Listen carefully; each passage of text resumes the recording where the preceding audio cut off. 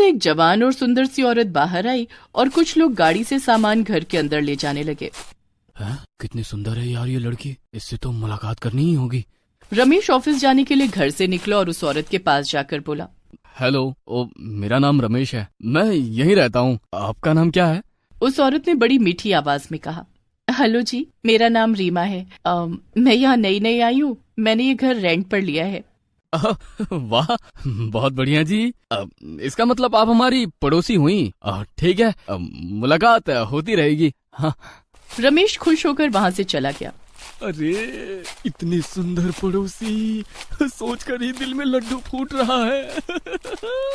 Office से लौटकर रमेश ने खाना मांगा। सावित्री ने आज भिंडी पकाई थी, उसने वही दे दी। ये लो, आज भिंडी बनी है, खा लो। कभी टिंडे तो कभी भिंडी, ये सब तुम्हारी तरह ही है, बिल्कुल टेस्टलेस। इससे ज्यादा टेस्ट चाहिए तो एक और शादी करके ले आओ, मैं भी देखती हूँ कौन खिलाती है तुम्हें खाना बनाकर। हाँ, वही करूँगा, तुम चिंता मत करो। खाना तो ठीक से बनता नहीं है तुमसे, सिर्फ बड़ी बड़ी बातें करती रहती हो। अभी मैं पुरानी हो गई हूँ ना, इसीलिए ऐसा बोल रहे हो। पहले तो मुझे सर पर चढ़ाकर रखते थे। हाँ, वही तो गलती हो गई मुझसे, तुमसे शादी ही नहीं करनी चाहिए थी।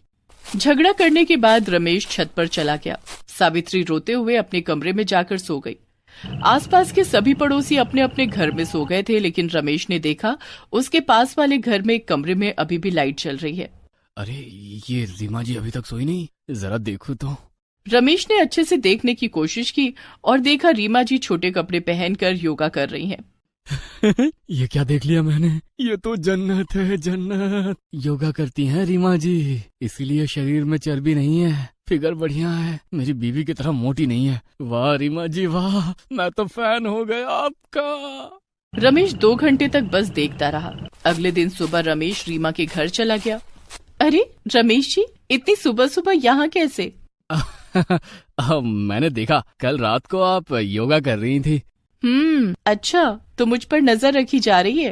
अरे नहीं नहीं, ऐसी कोई बात नहीं है, वो आप हैं ही इतने सुंदर।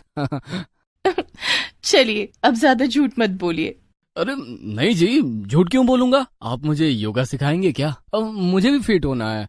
हाँ हाँ, क्यों नहीं, चलिए सिखाती हूँ। रीमा ने रमेश को योगा सिखाना शुरू कर दिया। रमेश योगा करने के बहाने रीमा का हाथ बार बार पकड़ने लगा। रीमा ने मना नहीं किया, उसे भी रमेश पसंद आने लगा था। रमेश ऑफिस जाने से पहले और ऑफिस से लौटने के बाद रीमा के पास योगा सीखने जाने लगा और दोनों में प्यार हो गया। और एक दिन रमेश ने सच में रीमा से शादी कर ली और उसे लेकर घर आ गया। ये देखकर सावित्री को जैसे सदमा लगा। ये क्या किया आपने, दूसरी शादी कर ली, वो भी इस डायन से। ये देखने से पहले मैं मर क्यों नहीं गई? हाँ तो मर जाओ, किसने मना किया है? वैसे भी मुझे और तुम्हारी जरूरत नहीं है, भागो यहाँ से। रमेश ने सावित्री को घर से बाहर निकाल दिया। सावित्री बेचारी रोते हुए अपने मायके चली गई। वहाँ उसके भैया और भाभी थे, उन्होंने सावित्री को जगह नहीं दी। चल जा यहाँ से, अपने पति को खुश नहीं कर पाई तू, यहाँ तेरे लिए कोई जगह नहीं है। सावित्री बेचारी क्या करती, पेट भरने के लिए वो रास्ते पर भीख मांगने लगी। उधर रमेश अपनी नई बीवी को लेकर बहुत खुश था। इतनी सुंदर बीवी तो हर कोई चाहता है। रीमा बहुत सुंदर थी, इसीलिए पूरे मोहल्ले के आदमियों की नजर रीमा पर ही थी। अरे इस रमेश ने रीमा को पटाकर शादी कर ली, काश रीमा मुझसे पट जाती। अरे वो औरत रमेश से प्यार थोड़ी करती है, वो तो बस पैसों के लिए उसके साथ है। तू भी पैसा दिखा, तुझसे भी पट जाएगी। रीमा से योग सीखने के लिए घर के बाहर आदमियों की लाइन लग गई। हर दिन वो लाइन बढ़ने लगी। एक दिन सुबह उठकर रमेश ने रीमा से नाश्ता मांगा। रीमा नाश्ता लगा दो। मैं नहीं कर सकती, मेरे स्टूडेंट्स मुझसे योगा सीखने के लिए बैठे हुए हैं। मतलब खुद बना लो और मेरे लिए भी बनाना। ये बोलकर रीमा चली गई। रमेश बहुत मुश्किल से पराठा बनाने लगा। ये क्या बात हुई, ऑफिस भी संभालो और घर पे भी खाना बनाओ। रमेश ने पराठा बनाकर खा लिया, तभी रीमा आई और पराठा देखकर कहा, छी, ये क्या है, पराठा कोई खाता है क्या? इसमें कितना सारा तेल है, मुझे तो सैलेड खाना है। अब से तुम भी मेरे साथ सैलेड खाओगे। लेकिन मैं क्यों? सलाद खाने से बीमारी नहीं होती, अब से मैं जो कहूंगी वो तुम सुनोगे। रमेश के पास और कोई चारा नहीं रहा। रीमा उसे हर रोज सलाद खिलाने लगी। कच्ची सब्जियों को एक साथ मिलाकर वो सलाद बनाती थी। वो खाते खाते रमेश को उल्टी आने लगी। मुझे अपने आप को जूता मारने का दिल करता है। मैंने खूबसूरती के चक्कर में इससे शादी कर ली। इस सलाद से अच्छा टेस्ट तो सावित्री के टिंडे और भिंडी में था। रमेश परेशान हो गया, लेकिन रीमा कोई बात सुनने के लिए राजी नहीं थी। ऊपर से उसके खर्चे अलग थे। रमेश, जल्दी से 20,000 रुपए दो, पार्लर जाना है। हैं? पैसे क्या पेड़ पर उगते हैं? पैसे नहीं है मेरे पास। तुम मुझसे शादी क्यों की? सुनो रमेश, मेरे खर्चे नहीं उठा पा रहे हो तो बता दो, मैं किसी और से शादी कर लूंगी। आशिकों की कमी नहीं है मेरे पास। रीमा ने रमेश को धमकाया। इसके बाद रमेश समझ गया कि उसने रीमा से शादी करके बहुत बड़ी गलती की है। वो चुपचाप ऑफिस चला गया और शाम को ऑफिस लौटते वक्त रीमा के लिए गिफ्ट लेकर आया। रीमा के लिए गिफ्ट ले चलता हूँ, वो देखकर खुश हो जाएगी। रमेश घर पहुंचा। घर का दरवाजा खुला हुआ था।